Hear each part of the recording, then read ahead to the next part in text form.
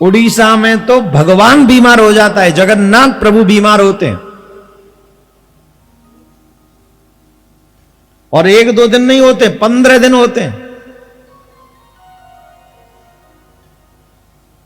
वैसे ये कथा मुझे इसलिए भी सुनानी है, ये बहुत संबल देने वाली कथा है भक्तों के लिए। जो ये भक्त कहते हैं कि भगवान हमारी नहीं सुनते, भगवान हमारी नहीं मानते, हम तो इतना भजन करते हैं, हम बड़े दुखी हैं, हम बड़े परेशान हैं, है ना। एक बात कहें, सच्चा भक्त कभी भगवान से शिकायत नहीं करता। जगन्नाथपुरी में माधवदास बाबा भगवान के परम प्रिय भक्त, वो अकेले रहते थे, नित्य प्रभु की सेवा में जगन्नाथ प्रभु के दर्शन करते थे, उन्हीं को अपना सखा मानते थे। जगन्नाथ प्रभु को, ये हमारे सखा हैं, उन्हीं के साथ रहते थे, उन्हीं के दर्शन करते थे, प्रभु के साथ ही खेलते थे।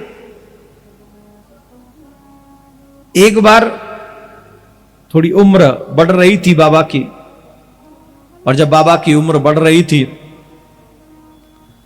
तो अतिशय बाबा की तबीयत खराब हो गई, स्वास्थ्य खराब हो गया। और स्वास्थ्य क्या खराब हुआ कि वो मलमूत्र, जैसे दस्त इत्यादि कहते हैं, पेजिस वगैरह कहते हैं, उल्टी होना, ये बीमारी उनको बहुत तेज लगी। उनको ये बीमारी लग गई। अब उस बीमारी के कारण, क्योंकि आप जानते जब ज्यादा उल्टी हो जाए, शौच इत्यादि के लिए ज्यादा जाना पड़े, तो शरीर कमजोर होता है, दुर्बल होता है। तो उनका शरीर बहुत ही दुर्बल होने लगा, उनको चलने फिरने में असुविधा होने लगी। काफी लोग कहते थे कि हम आपकी सेवा करें, माधव बाबा के, काफी लोग, क्योंकि माधव बाबा को सब जानते थे, भगवान के परम भक्त हैं, ऐसा जानते थे सभी। तो वो चाहते थे कि माधव बाबा की सेवा उनको मिल जाए, क्योंकि भक्तों की सेवा किसी बिरले को ही मिलती है। किसी भक्त की सेवा तुम्हें जीवन में करने को मिल जाए ना, अपने आप को लकी समझना। भक्त की सेवा जब मिलती है तो समझ लो कि भगवान की सेवा मिल गई है, डायरेक्ट गोविंद की सेवा मिल गई। अब हम लोगों के इतने भाग्य तो है नहीं कहीं भगवान तक जाके मिल लें, उनकी सेवा कर लें। तो जब भगवान के पास न जा पाए तो भगवान के भक्तों तक ही हमारी अप्रोच हो जाए, ये भी बहुत बड़ी बात है कि हम प्रयास करें कि हम भगवान के भक्तों की सेवा कर लें, जिस सेवा से भगवान प्रसन्न हो जाए। ऐसा प्रयास अवश्य करना चाहिए।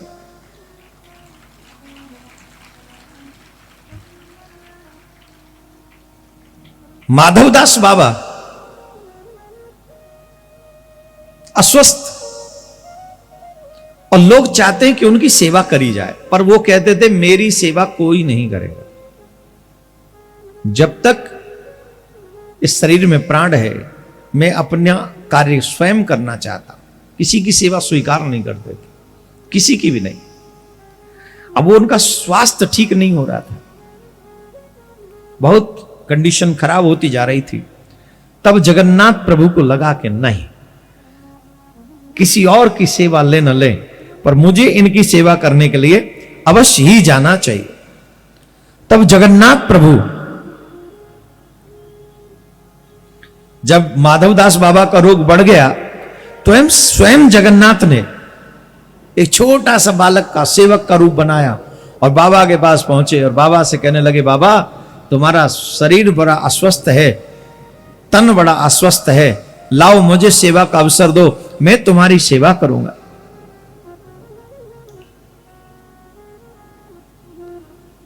माधवदास बाबा ने कहा कि हम आपकी सेवा कैसे ले सकते हैं,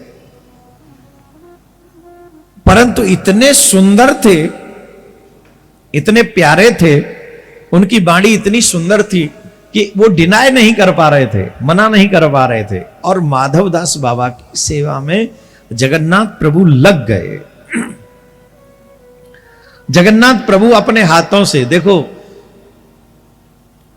क्या कहें,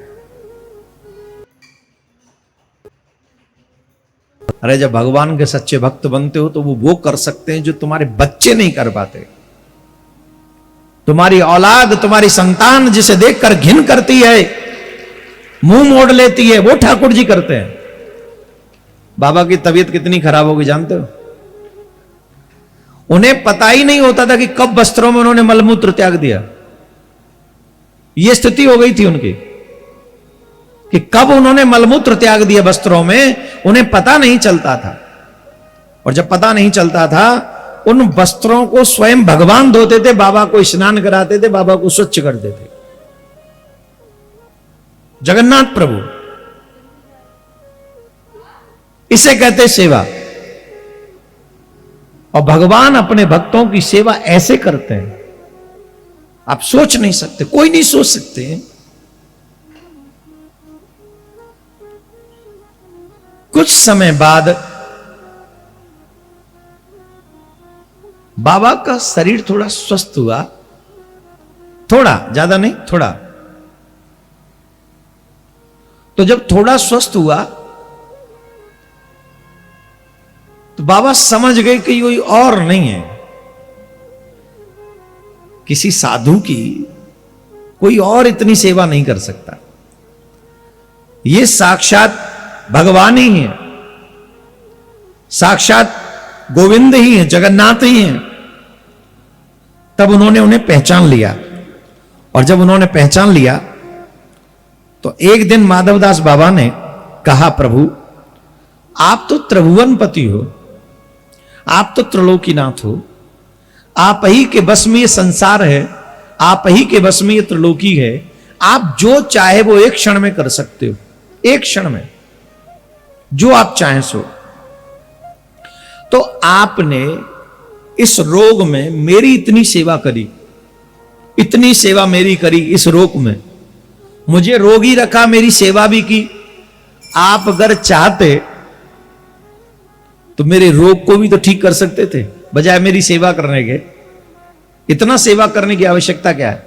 आप मुझे स्वस्थ कर देते, आप मुझे ठीक कर देते, मैं भी ठीक हो जाता और आपको कोई सेवा नहीं करनी पड़ती। तब मेरे प्रभु ने एक बात कही बहुत अच्छी, बाबा ये जो रोग लगा है ना, ये रोग आपका प्रारब्ध है। ये भक्तों को बड़े ध्यान से सुननी चाहिए कथा, भगवान का ये वचन बड़े ध्यान से सुनो। बाबा ये जो रोग है, ये जो बीमारी है ना, ये आपका प्रारब्ध है और प्रारब्ध भोगने से ही मिटता है। मैं इस जन्म में आपका ये रोग ठीक कर देता, कर सकता हूं, पर इसी को भोगने के लिए फिर अगले जन्म में आपको आना पड़ता। और मैं नहीं चाहता हूं कि आप जैसे भक्त को इस प्रारब्ध को भोगने के लिए अगले जन्म में आना पड़े। इसीलिए थोड़ा थोड़ा ही सही, पर इसी जन्म में आप अपने प्रारब्ध को भोग कर समाप्त कर दो, जिससे आप अगले जन्म में मेरे धाम में मेरे साथ ही रहें, आपको दोबारा पृथ्वी पर ना आना पड़े। इसलिए ये आपका प्रारब्ध आप भोग रहे।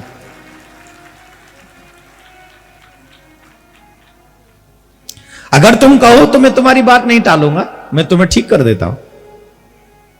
तो 15 दिन बाकी है, आज ही ठीक होने वाले नहीं हो तुम।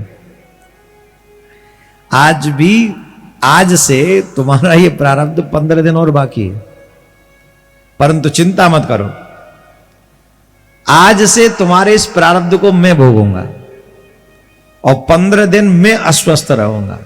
ये जो तुम्हारा प्रारब्ध है, आज से 15 दिन तक मैं बीमार रहूंगा।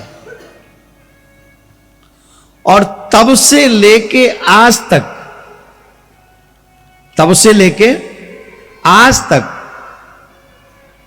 जगन्नाथ प्रभु के पट जो है वो बंद रहते हैं 15 दिन। रहते कि नहीं रहते? बोलो जोर से, रहते कि नहीं है? और तो और जगन्नाथ प्रभु आज भी उस समय में जब वो 15 दिन होते हैं, उसके बाद स्नान यात्रा भी निकलती है, आप लोग सब जानते हैं, क्या बताएंगे आपको, तो खैर औरों को बताना। और यात्रा के बाद आज भी मंदिर के बंद पट जो है बंद हो जाते हैं और आज भी प्रभु जगन्नाथ बीमार पड़ते हैं। ज्येष्ठ मास की पूर्णिमा से आषाढ़ माह के शुक्ल पक्ष की द्वितीया तक वो दरवाजे भी बंद रहते, पट बंद रहते जगन्नाथ प्रभु के। और हमने तो यहां तक सुना है कि आज भी वैद्य जाते हैं उन्हें चेक करने जब वो बीमार पड़ते हैं। और उन्हें कोई जो जगन्नाथ प्रभु की रसोई कभी बंद नहीं होती, 15 दिन वो भी बंद रहती है। और जूस फल फलाई, जैसे नहीं कोई बुखार आ जाए, तबीयत खराब हो जाए तो उसे खिचड़ी दे दो या जूस दे दो या फल दे दो, सेम यही स्थिति। काढ़ा पिलाते जगन्नाथ प्रभु को, औषधियों से भरा हुआ। इसके लिए अपने भक्तों के लिए भगवान ये भी सहते, सब सह लेते अपने भक्तों के लिए। अरे कोई मेरे कृष्ण का बन के तो देखो, क्या नहीं कर सकते मेरे कृष्ण तुम्हारे लिए। इस संसार में जितना कृष्ण कर सकते कोई और नहीं कर सकता, जितना जगन्नाथ कर सकते कोई नहीं कर सकता। जोर से बोलना पड़ेगा, और जोर से बोलना पड़ेगा। इसलिए आग्रह कर रहा हूं मैं आपसे, दुनिया के बनकर देख लिया वो तेरे बनकर देखेंगे, दुनिया पर मर कर देख लिया वो तुझ पे मर के देखेंगे। अब कृष्ण के लिए कुछ करके देख, तुम्हारा जी जाए तो कहना। पता नहीं कैसे कैसे चक्करों में पड़े हो, अपना जीवन बर्बाद कर रहे हो। मेरे कृष्ण के बनो, मेरे गोविंद के बनो, और दिल से बनो, दिखावे के लिए नहीं। जो दिखावे के लिए बनते वो दिखावा ही रह जाते हैं, और जो दिल से बनते हैं वो मेरे ठाकुर के दिल के करीब पहुंच जाते हैं।